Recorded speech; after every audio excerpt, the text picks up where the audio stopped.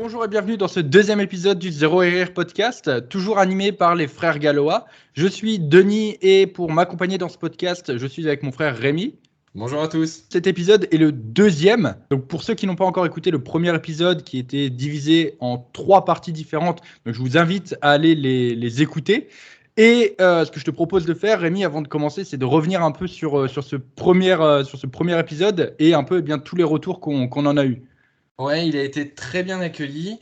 Bien sûr, on l'a découpé par contre en 3 parties parce que c'était plus facile en termes de logistique et même en termes d'écoute pour vous. Donc on l'avait partagé sur plusieurs applications, YouTube, Spotify, Apple Podcast et même Google Podcast. Ce qu'on peut dire, c'est qu'on a eu de très, très bons retours. Merci tout le monde, merci, pour vos messages, merci pour, les likes aussi et merci pour vos retours puisque on va s'appuyer sur ces recommandations pour améliorer les prochains podcasts et bien sûr tenir compte de tout ce que vous avez pu nous apporter. C'est vrai que on s'attendait pas à avoir autant de retours sur le podcast. Tout le monde en a pensé vraiment beaucoup de bien. Pour ceux qui ne le savent pas, donc j'avais déjà eu un premier podcast que j'animais tout seul il y a 2 ans et demi, quelque chose Ah comme ça. exact, ouais. Il n'avait pas du tout aussi bien marché. J'avais dû publier peut-être une vingtaine d'épisodes et je faisais genre 10 ou 15 écoutes à l'époque.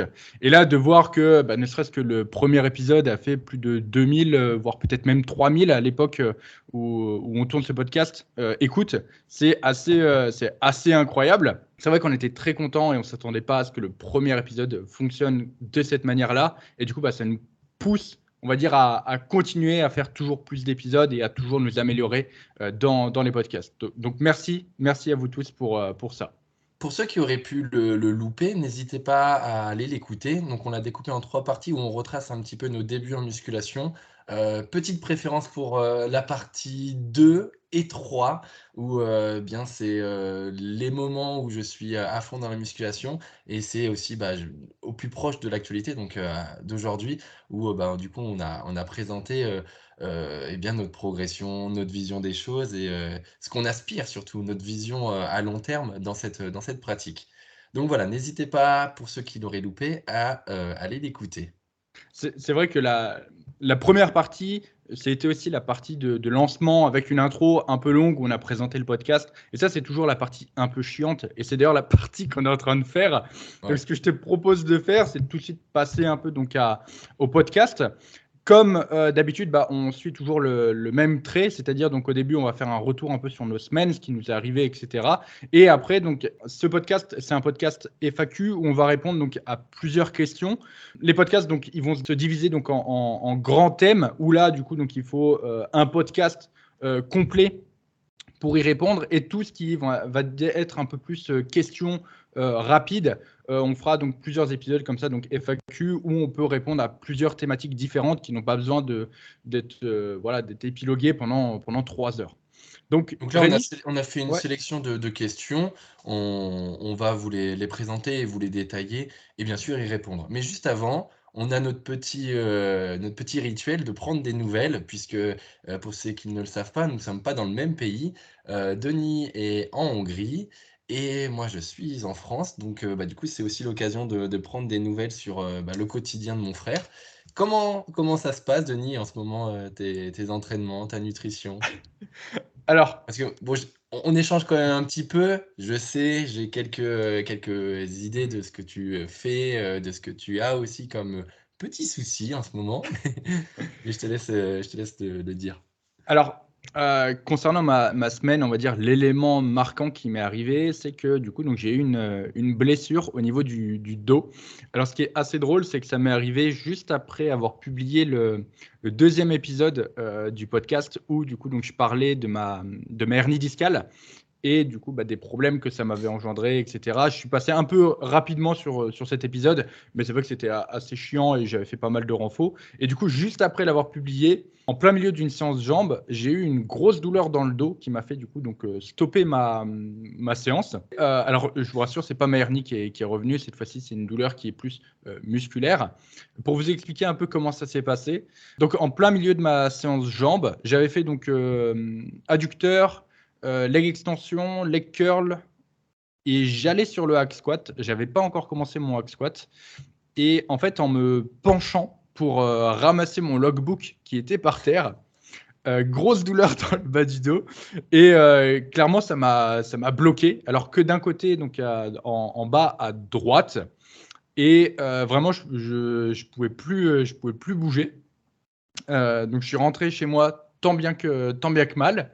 J'ai appelé, enfin non, Rémi m'a appelé parce que du coup, donc j'ai envoyé un petit message à Rémi tout de suite. Je crois que je me suis niqué le dos. Et, et du coup, donc il m'a appelé et il a suivi en live. Donc j'ai réussi à rentrer chez moi. Et après, clairement, j'étais bloqué dans une position qui était pas forcément très confortable. Et à force, voilà, d'essayer de trouver des solutions pour me débloquer, etc., j'ai réussi au final à me débloquer. Parce qu'il faut savoir que, comme l'a dit Rémi, je suis en Hongrie. Donc si j'ai un problème, il faut que je me démerde. Ouais, c'est ça, hein, c'est système D, hein, système débrouille. Système D. Après, voilà, on va dire que j'ai quand même assez rapidement identifié la blessure, quel type de blessure c'était. Et on va dire qu'avec l'expérience, j'ai su aussi comment en faire pour la gérer. Donc, je me suis quand même assez rapidement débloqué. Le soir même, du coup, donc je pouvais marcher, hein, il n'y avait pas de problème. J'ai été faire mes 10K steps du soir qui me manquaient. Et du coup, donc là, j'ai toujours, on va dire, une petite pointe, mais c'est pas dérangeant. Ça me gêne un peu sur certains mouvements. Donc, il y a certains mouvements que je ne peux pas faire. On va dire que je peux faire 70% de mon programme d'entraînement sans problème. Mais ouais, on va dire que ça me gêne un peu. Et du coup, la solution est très simple, hein, il faut laisser reposer. Et tous les mouvements qui me provoquent une douleur, eh bien, je ne les fais pas. Donc, tout ce qui va être type hack squat, soulevé de terre, c'est des mouvements que je ne fais plus pour le moment. Mais tout le reste, ça ne me pose pas de problème. Voilà, par exemple, les mollets, tout ce qui va être mollet debout, j'ai remplacé par des mollets assis, tout simplement voilà, pour laisser un peu plus reposer la zone. Et par contre, à côté de ça, je reste quand même actif. Je ne prends pas de repos complet pour mon corps. Donc voilà, en fait, je m'entraîne autour de la douleur. Ouais, parce que tu as quand même l'aspect aussi appréhension, parce que même si ça va mieux, t'as pas envie de redéclencher cette douleur, donc tu travailles autour de la blessure, comme tu dis, et puis surtout au seuil de la douleur. Ce qu'il faut, c'est surtout pas la réveiller à nouveau. Ouais, c'est ça. Le but, c'est que voilà, le but, c'est de m'en débarrasser le plus vite Mm. possible pour que je puisse reprendre bien mon programme d'entraînement avant, et aussi comprendre. C'est ça qui est très important, c'est Ouais. comprendre pourquoi cette douleur est arrivée et faire en sorte du coup de modifier les choses pour que ça n'arrive plus. Parce que comme je l'ai dit dans les précédents podcasts, quand j'ai parlé de mes blessures, etc., une blessure, une douleur n'arrive jamais sans raison. Et ce qu'il faut, eh bien, il y a toujours des signes un peu avant-coureurs hein, lorsqu'on a une douleur ou une blessure. En général, ça vient rarement du jour au lendemain. C'est un peu comme une voiture. Pour la petite anecdote, j'avais une voiture avant qui était, donc c'était une 106 Kids Une 106 Kids. avec l'intérieur engine pour les connaisseurs. Et à la fin, elle était complètement flinguée. Mais voilà, elle prenait feu. Pour faire simple, je roulais, elle prenait feu et je roulais en permanence avec un extincteur. Et il fallait que je sois prêt à dégainer dès que je m'arrêtais pour tout simplement utiliser l'extincteur. Elle crachait des flammes par le pot d'échappement, tellement énorme que je peux t'assurer que les distances de sécurité, elles étaient respectées. Mais pour revenir un peu sur le sujet, c'est que avant d'en arriver là, il y a eu des signes avant-coureurs. C'est-à-dire qu'elle a commencé par faire un petit bruit, un voyant qui s'allumait de temps en temps. Voilà, il y a toujours quelque chose. Et il ne faut pas arriver au stade où ton dernier choix, c'est vraiment d'acheter une nouvelle voiture. Ce qu'il faut, c'est dès que tu as un petit bruit, Identifier la cause, ouais. voilà, identifier la cause, aller chez le mécano si besoin. Et c'est pareil avec ton corps. Il ne faut pas attendre que tu ne puisses plus du tout t'entraîner, que tu sois complètement défoncé pour faire quelque chose. C'est voilà, dès que tu commences à avoir une petite douleur, c'est déjà un signe qui t'alarme et qui doit faire en sorte que tu fasses certaines modifications. Si tu as des douleurs à l'épaule sur un mouvement de poussée, c'est peut-être que tu fais mal ton mouvement ou que le mouvement n'est pas adapté, que tu vas dans une amplitude de mouvement trop grande. Tu as toujours des signes avant-coureurs qui t'indiquent qu'il y a quelque chose que tu fais qui ne va pas et que si tu continues à le faire, eh bien, tu ne vas pas aller très loin. Et là, Exactement, ouais. Faut pas faire la politique de l'autruche, en gros. C'est fermer les yeux dès que tu as une petite gêne, sous prétexte que c'est normal.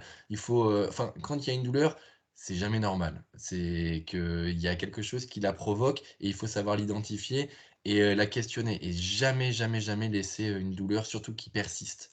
totalement d'accord. Si tu as une douleur, si tu as une gêne, le meilleur conseil que je pourrais te donner, c'est pense à ma voiture qui prenait feu et n'en arrive pas à ce stade-là. Pense à Parce que ouais, là, l'Assassin's Creed. malheureusement, cette voiture, à l'heure actuelle, elle est, euh, elle est à la casse. C'est fini pour elle. Ouais, c'est Elle a eu fini une pour elle. chouette vie, mais Il y a un moment où on ne peut plus la réparer, quoi. Et pour la petite anecdote, elle a failli me tuer plusieurs fois, donc mieux vaut ne pas en arriver là. dont une fois vraiment, vraiment, vraiment, quoi. Ouais, une fois vraiment. Bon, allez, on Bref, digresse un peu trop, mon ouais, Léo. on digresse un peu trop. Donc voilà pour moi de mon côté ce que j'ai de notable. Quelque chose qui est intéressant peut-être, c'est on a dit qu'il fallait prévenir, mais pourquoi c'est arrivé? Pourquoi j'ai eu cette douleur au dos et quelle est la cause que j'ai identifiée et qui est à corriger? Je pense que c'est important de dire Ouais, ça. ouais, tu peux aller au bout de la réflexion, ouais, vas-y. Pour moi, alors ça vient tout simplement d'un manque de récupération tout simplement et peut-être d'un volume un peu trop important sur les mouvements qui, chargent eh bien le bas de mon dos, donc tout ce qui va être, soulevé de terre, hack squat, tout ça, j'ai peut-être un peu trop de mouvements comme ça, mais mon plus gros problème, c'est vraiment ma récupération. En fait, pour vous expliquer, ma récupération, le problème, c'est que dans mes journées, j'ai littéralement, 0, temps mort. Alors ça fait un peu cliché, mais on va dire que je travaille énormément. En fait, je ne fais que ça de mes journées et j'ai jamais un jour off complet. Et mon corps, en fait, est toujours sollicité. Donc, tous les jours, je fais plus de 20 000 pas. Tous les jours, je m'entraîne extrêmement dur. J'ai jamais de moment où je vais me reposer. Et ça, c'est quelque chose qui pose problème à un moment. En fait, j'ai plusieurs choix. Enfin, j'avais deux choix là. Soit je réduisais mon travail, etc., pour me reposer un peu plus. Soit je réduisais bien mon volume d'entraînement, j'adaptais les choses. Et ça revient un peu à se poser la question de quel est ton objectif principal. Et moi, mon objectif principal, c'est tout simplement d'avoir ma salle de sport. Donc, j'ai fait le choix bien, de tout simplement baisser mon volume d'entraînement. Donc, mes séances seront moins longues. J'ai réduit quand même de 2 à 3 exos. Donc, vraiment, j'ai plus que 4 à 5 exercices par séance maintenant. Et voilà, je me concentrerai là-dessus. Et comme ça, je pourrai récupérer beaucoup plus facilement. J'ai réduit aussi tout ce qui va être soulevé de terre, hack squat, tous les mouvements sur lesquels je n'étais pas en une série, je les ai passés en une série pour voilà, me permettre de récupérer au mieux de ces mouvements-là, tout simplement. Est-ce que tu as des choses à ajouter, Rémi, sur ça ou pas? Non, non, mais tu réagis bien, en fait. C'est-à-dire que tu hiérarchises en fonction de tes besoins. Et tes besoins, pour le moment, c'est déjà de récupérer. Et donc, pour récupérer, ça va aussi de pair avec ton travail. C'est bah, voilà, réduire dans un temps. Et ça passe par la réduction du volume, avec passer en one set sur certains exercices, en une série. Et ça te permettra, voilà, d'une part, de récupérer sur ta blessure et aussi d'accorder plus de temps à ton travail. Ouais. Un jour, je ferai une journée, j'expliquerai un peu une journée type dans la vie de Denis Gallois. C'est pas très passionnant, hein. Il y a beaucoup de personnes qui me demandent de faire des vlogs, ce genre de choses. Ma vie, elle n'est pas passionnante, hein. Vraiment, ça va se résumer en entraînement, travail et manger. Et encore, je travaille pendant que je mange. Donc, ça va pas être hyper passionnant.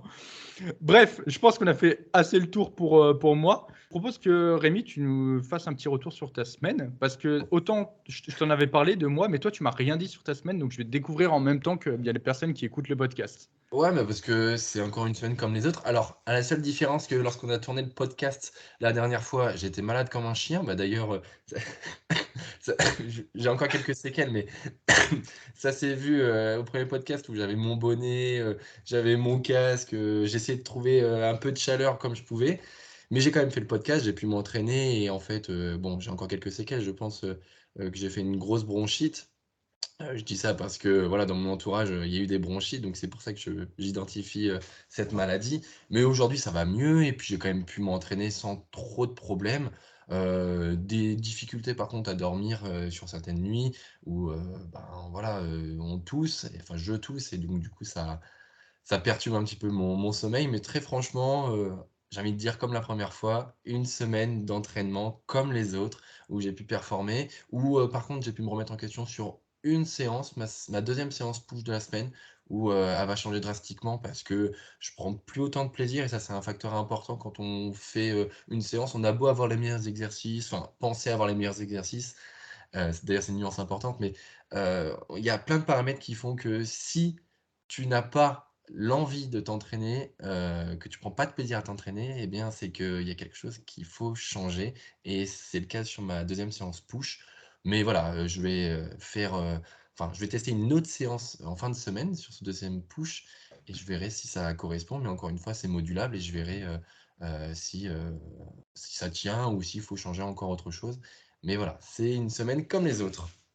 Ouais, c'est vrai que c'est intéressant ce que tu dis, le paramètre en fait d'aimer son entraînement, d'aimer les exercices qu'on fait, c'est une variable qui est souvent, négligée et qui pourtant est hyper importante. Parfois, il vaut mieux choisir un exercice qui va être un peu moins optimal, Ouais, mais mais qu'on voilà, les mais qu'on va guillemets, aimer faire. on les voit pas, mais Ouais, c'est des guillemets j'ai qui fait les me ouais. guillemets, qui va être un peu moins optimal, mais qui du coup, eh bien, qu'on va aimer faire parce que la progression sera toujours plus simple sur un mouvement qu'on aime faire que sur un mouvement qu'on n'aime pas faire. Tout à Heu, tout à fait, ouais. Si je prends ouais. par exemple l'exemple du bloc pull, donc c'est un exercice qui apporte pas grand-chose, en termes d'hypertrophie, mais que j'aime bien faire et pendant longtemps, je m'étais remis en question parce que, je me disais: «Bon, est-ce qu'il a vraiment un intérêt?» et cetera. Mais déjà d'une, je savais pas forcément quoi le remplacer et puis parce que j'aimais bien quand même le faire. Donc je me suis dit: «Bon, bah, je vais le conserver, je vais apporter juste une variante». Donc je lui ai mis des élastiques depuis, mais pour autant, voilà, c'est pas un exercice qu'on pourrait qualifier d'optimal, encore une fois avec des guillemets, mais c'est un exercice qui me procure du plaisir, donc que je continue à faire. Ouais, c'est hyper important, Cette cette dimension-là, ouais. ouais, cette dimension d'aimer un exercice et c'est une question importante même quand je fais un programme et je pense que toi aussi. Mmh. Quand, il y a toujours une question: quels est les exercices que tu aimes faire et quels sont les exercices que tu n'aimes pas faire? Et on va toujours privilégier les exercices que la personne aime faire, même si parfois, ils sont pas forcément adaptés, par exemple, à la morphologie, ou il y aurait des meilleures alternatives à disposition.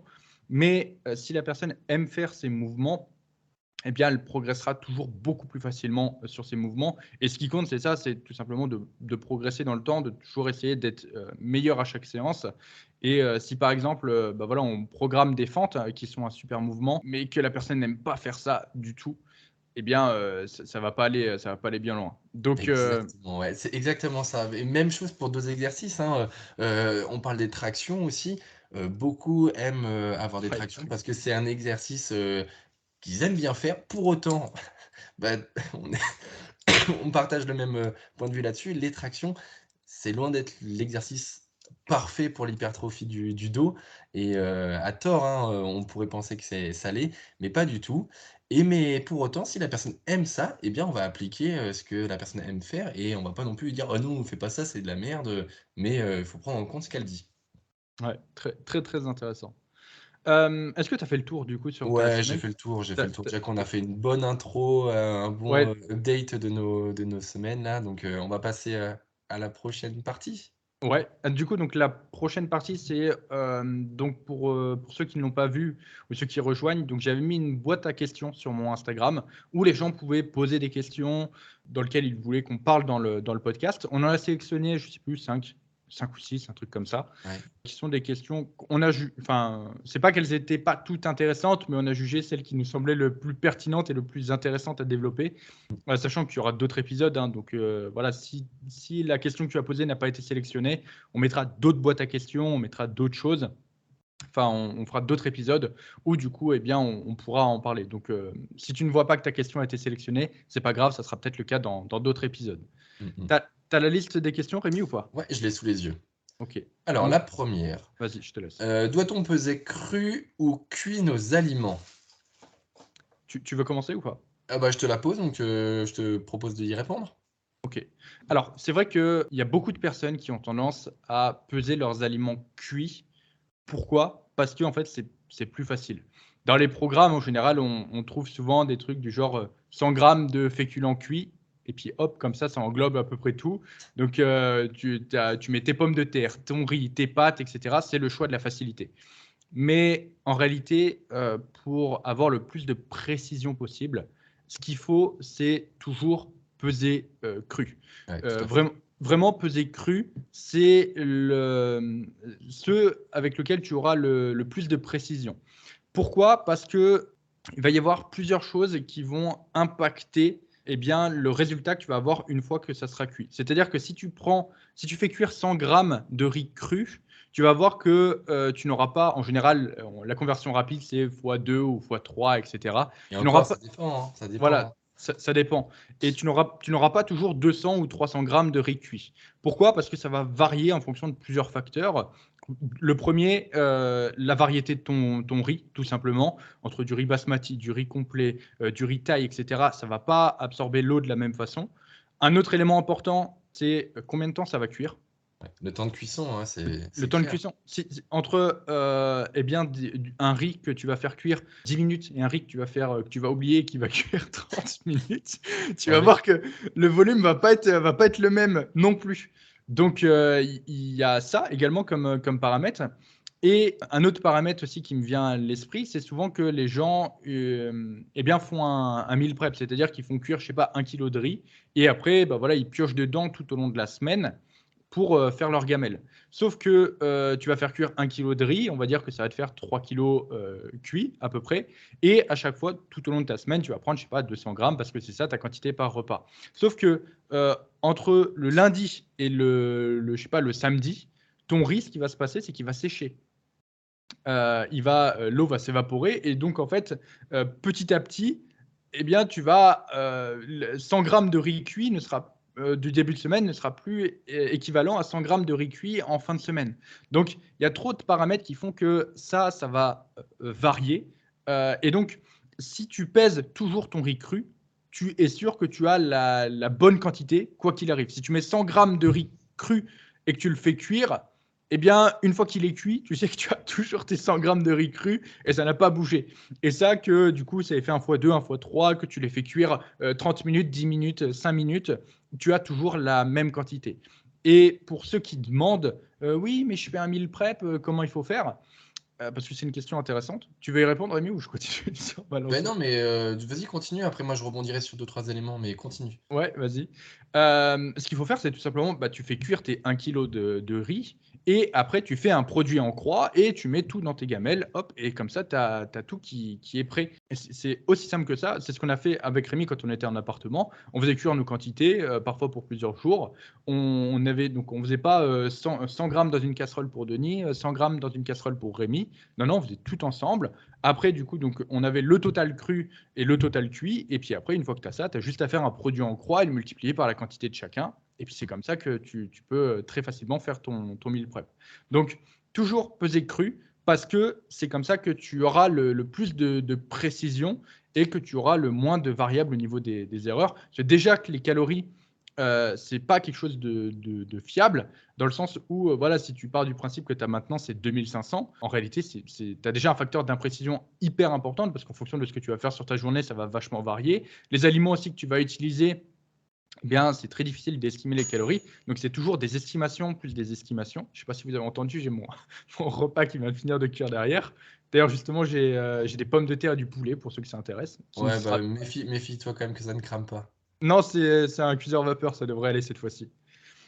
Et je ne sais plus ce que je disais, mais du coup, donc, il y a déjà un gros facteur d'imprécision dans l'estimation des calories. Et si en plus on en rajoute en pesant les choses cuites, au final, on se retrouve avec quelque chose qui est très éloigné de la réalité.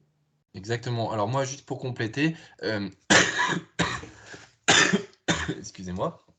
Ce qu'il faut éviter aussi, c'est de peser des trucs cuits et d'autres crus. Parce que si on se met en suit la logique, quand on pose la question peser cru ou cuit, est-ce que ça ne concerne que les féculents ou que les viandes? pour que ça soit plus simple pour tout le monde, mieux vaut se dire que tous les aliments que vous avez dans votre diète, vous les pesez crus. Comme ça évite voilà, toute imprécision, comme tu le disais. Donc, parce que quand on dit oui, on va manger 200 grammes de viande, mais est-ce que c'est 200 grammes crus, cuites? Encore une fois, il y a cette variable-là. Ensuite, par rapport au meal prep, quand tu disais, voilà, mieux vaut faire cuire, sa quantité et après on pioche petit à petit dans la semaine, eh bien, ce qui est encore mieux, c'est une fois qu'on a fait le meal prep, c'est aller au bout du truc. C'est-à-dire, on prend notre tupperware et on sépare dès la fin de la cuisson dans nos gamelles. Comme ça, bah, on a juste à prendre directement nos gamelles et on n'a pas à, ressortir le riz, du frigo, par exemple, et prendre notre quantité du jour. Mieux vaut, quand on est, en cuisine, quand on fait nos meal prep, faire tout d'un coup et comme ça après on est tranquille aussi pour la semaine. Ouais, c'est intéressant. Après, la plupart des gens, en fait, qui font cuire, 1 kilo de riz d'un coup, c'est qu'ils souvent, ils sont pas tout seuls et du coup, tout le Ouais. monde pioche dedans. C'est pour ça que les gens ont tendance à Yes. faire comme ça. Ah mais le Mais c'est produit en vrai croix comme tu dis, ouais. Mmh. mais sinon, voilà, la meilleure technique, c'est le produit en croix et de tout faire direct. Je pense qu'on a fait le tour Oh de la là, on a question. fait ouais, je pense que là, on a fait le tour Mais en long, en large et en mais travers. Mais c'est vrai que oui, peser toujours tout cru et adapter donc la valeur, toujours en pesée crue. Certains aliments, par exemple, comme les pommes de terre, le poids cru et cuit va très peu varier parce qu'elles Oui, elles contiennent déjà de l'eau, mais utiliser toujours quand même la valeur pesée crue pour les pommes de terre et cetera. Peser toujours tout cru et utiliser la valeur nutritionnelle qui correspond à l'aliment pesé cru parce ouais. que sinon vous allez avoir des surprises, très, très, très, très fréquemment, même au niveau de la viande, hein, Exact, c'est ce que j'allais dire quand tu parles des valeurs nutritionnelles. Basez-vous toujours sur, le cru, comme ça au moins vous êtes peinards. Au niveau de la viande, c'est pareil, hein, on a déjà tous connu le steak, qu'on met dans la poêle et puis qui Qui il est prend balèze au début et puis après qui ouais réduit. et après il fait il fait un mini cut, express. Mais, donc voilà, pesez toujours cru et fiez-vous toujours aux valeurs nutritionnelles qui sont crues. Est-ce qu'on n'enchaînerait pas sur la deuxième question? Alors c'est toi qui as toutes les questions. Moi je les ai notées, mais je les ai pas complètes. Alors, beh, je pose la deuxième, mais je vais essayer d'y répondre. Ouais, vas-y, commence par y répondre. Pose-la et réponds-y du coup. Alors la question, où caler les séances d'abdos? Alors moi, j'ai envie même de rajouter, d'aller un peu plus loin dans la question, c'est où caler et où placer les abdos dans une séance? Dans ces séances? Alors déjà, il faut savoir quel objectif on cherche derrière les abdos, si c'est, les faire pour les faire ou si c'est qu'il y a un vrai intérêt de travail derrière. Parce que bien souvent, les gens pratiquent les abdos, hem comment dire? Sous prétexte qu'il faut les faire, mais et ils vont pas forcément appliquer la même rigueur sur les abdos que sur les autres groupes musculaires. Donc j'aurais tendance à dire, les abdos, c'est comme le reste, il faut appliquer, cette même rigueur, donc l'application d'une progression de séries effectives de travail et pas les faire par défaut. Ensuite, où les placer? Je la prends un peu à l'envers, mais où les placer? Si vous êtes sûr de les louper en fin de séance, bah, ne les faites pas en fin de séance. Parce que si, comme je vous l'ai dit, vous les faites un peu par défaut, placez-les en début de séance, comme ça au moins vous êtes sûr de les réaliser. Et pour où les caler dans la semaine, ça va dépendre un petit peu de votre programme. Je fais mes abdos sur mes séances jambes, parce que c'est là où je trouve, que ça va le mieux. Mais très franchement, vous pouvez les caler aussi sur d'autres séances du moment que ça colle aussi, à ce que vous souhaitez faire. Si vous êtes en upper lower, bah, peut-être que, les abdos, il est préférable de les placer dans votre séance upper.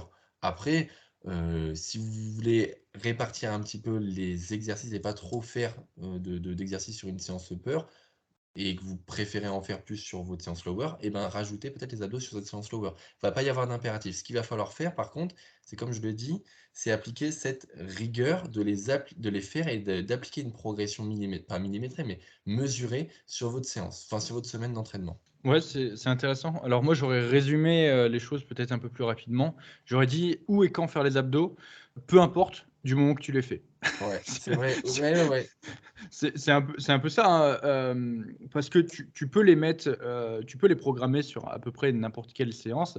Ce qui va compter le plus, c'est que tu les fasses, Mmh. au final. Certains vont les faire en fin de séance, d'autres en début de séance, d'autres vont, eh bien, voilà, pas forcément les mettre sur une de leurs séances, push, pull, legs, upper, lower, peu importe et vont tout simplement, eh bien, les faire, je sais pas, venir juste à la salle pour les faire ou les faire, chez eux ou peu importe, du moment qu'ils sont faits, Ce qu'il faut, c'est tout simplement pas les skipper. C'est un peu comme les mollets, hein.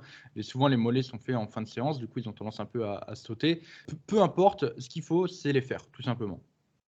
Ouais, c'est ça, parce que bien souvent, on reçoit des messages aussi: «Ouais, est-ce que les abdos, je dois les faire quand même en prise de masse?» Ben, pose-toi la question pour les bras. Est-ce que tu dois faire les bras aussi si tu es en prise de masse? Les abdos, c'est comme n'importe quel autre groupe musculaire, il faut les travailler tout le temps. C'est pas à la carte. On choisit pas de les faire, en fonction de si on est en sèche ou en prise de masse. Dans tous les cas, il faut les faire. C'est vrai que j'ai jamais compris ce mythe que les abdos sont des muscles différents des autres. Et du coup, il faut les entraîner différemment, avec des fourchettes de répétition plus longues, tous les jours, etc. Non, est-ce que tu fais les pecs tous les jours en série longue? C'est ça. Non. Est-ce que tu fais les biceps tous les jours en série longue? Non. Mais les abdos, c'est exactement la même chose. Et si tu veux avoir des abdos visibles, il faut aussi que tu les développes en volume, parce que, eh bien, tu peux être très sec, mais ne pas avoir de volume sur tes abdos et donc, eh bien, avoir des difficultés à les voir, tout simplement. Donc non, il faut les entraîner, il faut que, du coup, tu prennes du volume dessus. Il y a jamais eu personne qui a eu des beaux abdos sans avoir de volume dessus. C'est aussi simple que ça. Donc il faut les entraîner, comme tous les autres muscles, tout simplement. Donc, c'est-à-dire alterner entre, des jours de repos et des jours où tu les entraînes. C'est pas, «Oui, on va les faire tous les jours parce que, je suis en sèche et il faut les faire tous les jours». Il faut les appliquer comme n'importe quel groupe musculaire. Et petite mention spéciale, peut-être qu'on peut aller un peu plus loin sur les exercices d'abdos, enfin ton exercice préféré pour les abdos, Denis, comme ça au moins on donne, un exercice, chacun. Bah, je pense que c'est le même. Je je pense que c'est le même. C'est le crunch à la poulie, de toute façon. Ouais, ouais. Le crunch, en fait, un bon exercice d'abdos, c'est un exercice qui va, tout simplement sur lequel on va pouvoir appliquer la surcharge progressive, où on va avoir peu de facteurs limitants et sur lequel ça va être facile de progresser. Le crunch à la poulie, bah, c'est l'exercice qui réunit un peu toutes ces conditions et avec lequel, eh bien, du coup, on va pouvoir appliquer la surcharge progressive, de manière, bah, voilà, assez douce chaque semaine, dans lequel on va pouvoir travailler en série assez courte. Parce que faire du crunch au sol, c'est bien, mais au bout de 2 semaines de muscu, tout le monde peut réussir à faire 30, 40, 50, 1000 crunchs. Donc voilà, il y a crunch à la poulie, on va dire que c'est l'exo le plus pratique. Après, en fonction des salles et du matériel à disposition. Ouais, on peut avoir des bonnes machines. Alors par contre, il faut bien, les sélectionner parce que certaines sont, même contre-productives. Donc j'ai envie de dire, là, c'est un Ouais. peu justement à la carte pour le coup. Là, il faut choisir, la bonne machine où, on va avoir peu de contraintes au niveau des lombaires et souvent ce sont des machines à abdos qui sont, horizontales. Ce sont des machines où on a quand même un étirement et une contraction et pas juste, une phase de contraction. Parce que bien souvent quand on voit des machines à abdos dans les Basic Fit ou autres, ce sont des machines qui sont, limitées dans l'étirement et qui vont même mettre des contraintes dans les lombaires. Donc attention à celle-ci. Alors, la seule machine à abdos qui est vraiment bien et avec lequel, du coup, donc tu es assis, pour moi, c'est la Nautilus. Alors, les gens vont dire: «Oui, mais il y Ouais, a pas c'est y a ça, pas ouais. y a Oui, pas mais Nautilus il y a pas Nautilus en France». Alors, figurez-vous que, la salle où je l'ai essayé était en France, à Nice. Lorsque j'ai été à Nice, du coup, il y a 2 semaines maintenant. Cette machine est vraiment, bien, elle est très bien faite. Ensuite, tout ce qui va être hammer, hoist et cetera, donc j'ai les 2 dans ma salle, elles sont pas ouf. ouais. Et pour moi, la meilleure machine à abdos que j'ai pu tester, c'est la Life Fitness allongée, où en fait, au final, on est allongé. Je l'ai déjà partagé sur mon Insta. Ouais, ouais, c'est justement, je pense à elle. On est allongé et en fait, on fait un mouvement de crunch qui Crunch au est, sol, mais lesté. ouais, qui est lesté et avec lequel, du coup, eh bien, la machine, enfin, de la façon dont elle est conçue, on peut ajouter facilement du poids et le mouvement reste naturel. En fonction, alors bien sûr, parce que moi j'aime bien tester les machines dans tout leur ensemble, il y a un épi de chargement du poids. Si on charge sur l'épi, eh bien, ce qui va se passer, c'est que du coup, donc, la courbe de résistance va faire en sorte que le maximum de la tension va arriver, eh bien, en fin de mouvement, ce qui peut être intéressant. Mais on peut facilement modifier la courbe de résistance en chargeant les poignets. Ouais, Et du coup, c'est ce que je fais aussi. Et je module, progressivement, ouais. je module en fait ma courbe de La résistance comme distance. ça. Et en fait, c'est une très bonne machine. C'est la machine du coup, donc Live Fitness à abdos, qui est vraiment très bien et que j'aime beaucoup. Et je pense qu'en plus, elle ne doit pas coûter si cher que ça. Je pensais justement à elle quand j'ai parlé de ça. Après, bon, mieux vaut faire des crunchs au sol ou des crunchs sur une Swiss ball si vous n'aimez pas faire les crunchs abdos à la poulie haute et que vous n'avez pas de machine comme on vient de le faire. Mieux vaut les faire avec, on va dire, des choses bien rudimentaires et ça sera bien mieux que de ne pas les faire. Ouais, c'est vrai que le crunch à la poulie, même si c'est un super mouvement, c'est l'un des mouvements qui est les plus mal exécutés en salle de sport. Et puis, Euh, certaines personnes n'osent pas aussi, le réaliser parce que c'est une position qui est un peu précaire et voilà et certaines personnes ne souhaitent pas non plus se mettre, dans des positions comme ça, ce qui est complètement, compréhensible. Donc voilà, il y a d'autres alternatives. Ouais. En général, donc pour expliquer un peu ce que je fais avec mes clients en coaching, pour ceux qui ont du mal à maîtriser le mouvement de crunch, en général, je commence, pour ceux qui vraiment n'ont pas l'habitude, hein, je leur fais faire du crunch au sol pour vraiment apprendre les bases du mouvement. Après, en général, on passe sur un bosu ou un ballon, donc une Swiss ball. Et une fois que le mouvement est vraiment bien maîtrisé, eh bien, à ce moment-là, on peut passer sur la poulie. Donc, si tu n'arrives pas au crunch à la poulie, c'est peut-être que tu as sauté un peu les étapes et que tu devrais reprendre peut-être en essayant de faire du crunch sur ballon ou sur bosu avant ou même repartir du sol pour bien maîtriser le mouvement. Parce que, petit tips, mais si lorsque tu fais ton crunch, tu as tendance à t'exploser la tête contre le sol, quand tu fais ton crunch à la poulie, eh bien, c'est que, c'est que le mouvement n'est pas bon et Oui. c'est que du coup, tu n'enroules pas correctement ton buste pour contracter les abdos. Exactement. Bah, je termine vite fait là-dessus, après on passe à la prochaine. Tu as totalement raison de mettre étape par étape la progression de faire des abdos. Commencer sur quelque chose de simple, au sol, sur Bosu, sur Swiss Ball, et après de passer à la poulie haute, puisque comme n'importe quel exercice, il faut que votre corps puisse avoir un étirement et une contraction. Et pour les abdos, c'est la même chose. Il faut pouvoir avoir du coup un déroulement de votre colonne et après un enroulement pour que vous puissiez les travailler efficacement. Mais voilà, la méthode que tu viens de donner, elle est très bien. Passer d'abord au sol, puis après d'augmenter avec la Swiss Ball, et après de passer à la poulie haute. J'ai Voilà, on a j'ai bien, bien Ouais, développé là. ouais, j'avais encore des trucs à rajouter, mais si je Ah merde. continue à rajouter, à mon avis, on va jamais en finir. En Mais même gros, ça, c'est nous tout craché, ça. c'est- On pourrait parler de ça pendant des heures et des heures, c'est fou. On très pourrait toujours rapide. trouver un petit truc à rajouter. C'est ça. Alors, je vais finir très rapidement et après, on passera à la question suivante. Mais en gros, ce qu'il faut, c'est respecter la fonction de tes abdos, qui est en fait tout simplement l'extension et la flexion de la colonne. Et à Ouais, partir du moment où on respecte la fonction d'un muscle, eh bien, on le recrute. c'est C'est ça. aussi simple que ça. Voilà, je pense que ça termine bien le petit. On est C'est parti parti. d'une question et après, hop, Ah on ouais, a. ça c'est nous tout cracher. Mais ça, en même temps, c'était un peu le rôle du podcast, hein, de prendre le temps de répondre à une question et même de digresser encore une fois sur la question pour apporter un maximum d'infos. Allez, on C'est vrai. passe à la troisième question. Ouais, troisième question. 2-2. Faut-il baisser les calories les jours de repos? Ah, les jours où on s'entraîne pas. Ouais, les Ok. jours off. Oui, ben, j'ai lu les questions, mais je l'avais oublié celle-là. Alors, pour ça, tout va dépendre de l'approche qu'on a. On n'est pas obligé de le faire et ça va dépendre aussi de si on est en surplus calorique, si on est en déficit calorique. Mais en tout cas, ce qui va varier aussi entre un jour on et un jour off, c'est souvent la répartition des macros. Donc les macros, glucides, protéines, lipides. Voilà. Donc c'est un sujet qui est assez vaste. Je dirais que lorsqu'on est en déficit calorique, cela peut être une bonne solution de baisser ses calories les jours de repos et du coup donc de répartir les macronutriments différemment. En général, les jours d'entraînement, on est un peu plus haut en glucides et un peu plus bas en lipides. Et les jours où on ne s'entraîne pas, on est un peu plus haut en lipides et un peu plus bas en glucides. C'est souvent comme ça que ça se passe. Et en prise de masse, alors ça dépend des cas. Par exemple, encore une fois, je vois par rapport à moi-même, moi, donc j'ai le même nombre de calories en jour on et en jour off.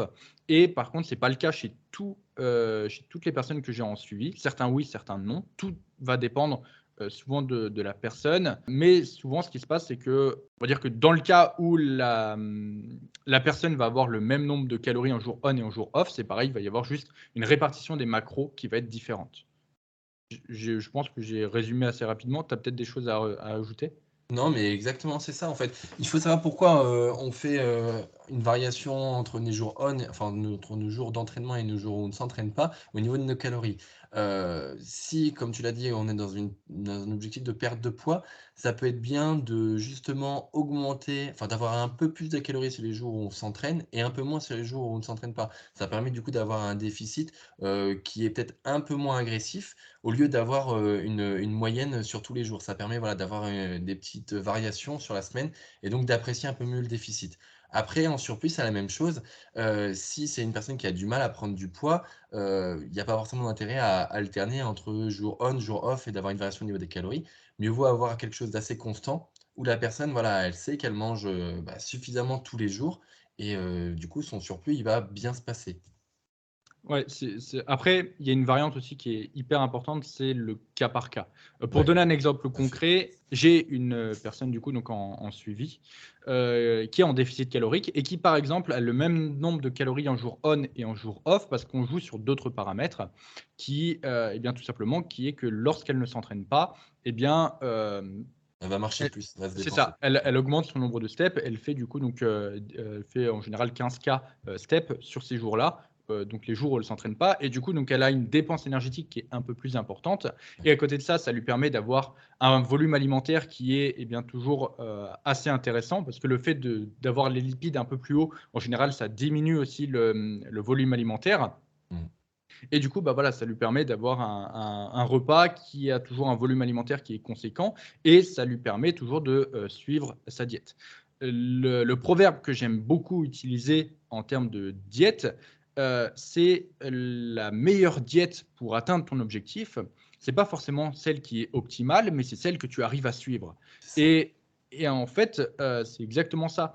Chacun va avoir des spécificités. J'ai aucune personne en suivi qui a une diète identique.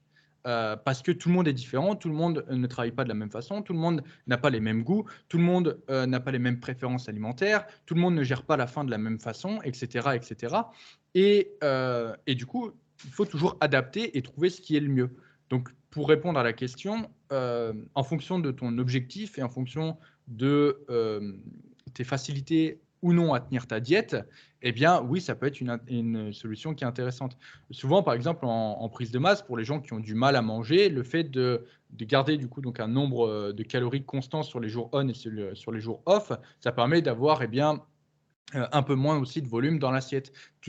Parce que du coup, on n'a pas besoin de forcer autant au niveau du surplus calorique. Donc il y a plein de choses et les 2 sont possibles. Il faut juste que tu vois toi, par rapport à ta situation, ce qui est le mieux pour toi et ce qui te convient le mieux et adapter au final en fonction de ce qui te convient le mieux.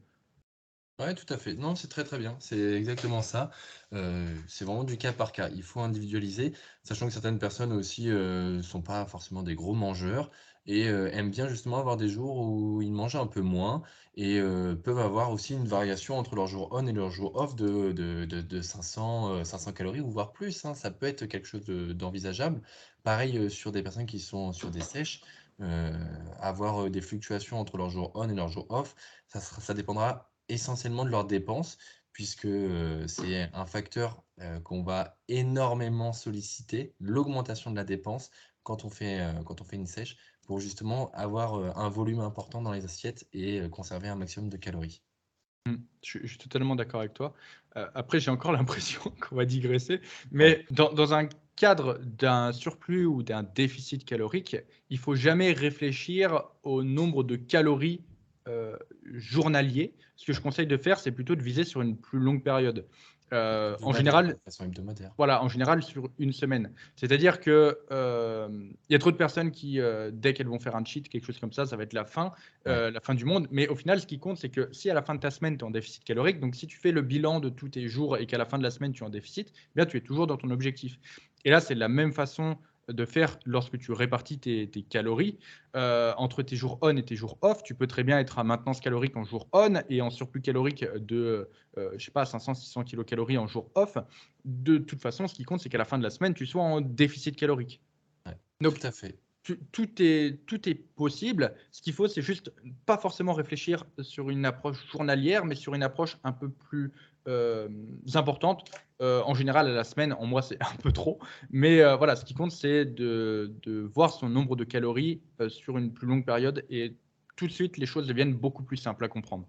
Ouais, exactement. Les gens, je dis les gens, mais je veux dire, c'est normal aussi de raisonner de cette façon-là. Se dire que quand on mange un certain nombre de calories journaliers, euh, on pense, enfin certaines personnes pourraient penser à tort, qu'à la fin de cette journée, les compteurs se remettent à zéro et du coup on repart sur une nouvelle journée. Or non, il y a quand même toujours une histoire de régulation et c'est pas au jour le jour qu'il faut compter, c'est ce que dit Denis. Il faut bien faire la moyenne de ces jours.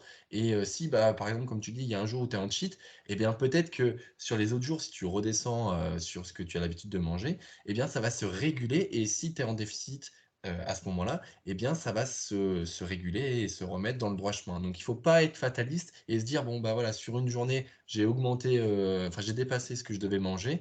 Eh bien, c'est pas grave. Les jours d'après vont être là pour réguler tout ça.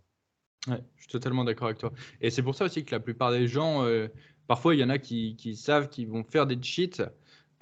Et du De coup, ils manière mangent, anticipée. ouais, ils mangent pas de la journée ou Ouais. alors pour du coup essayer de compenser. Mais ce n'est pas très grave.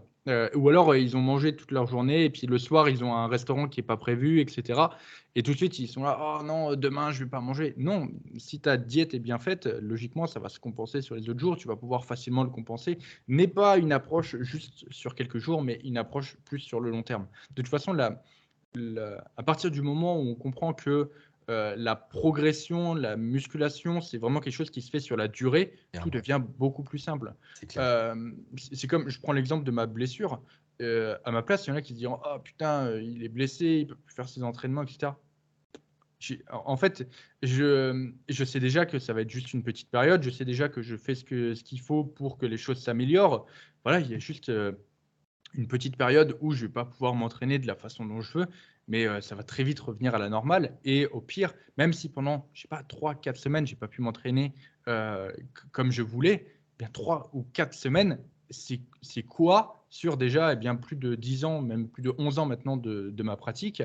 Et vu comme c'est pas quelque chose que je vais faire, enfin voilà, je vais pas m'arrêter, je compte le faire toute ma vie, je compte m'entraîner toute ma vie. Mm. Donc au final, je sais pas, mais si je m'entraîne pendant 60 ans, 3 ou 4 semaines sur mes 60 années de pratique, ça sera quoi?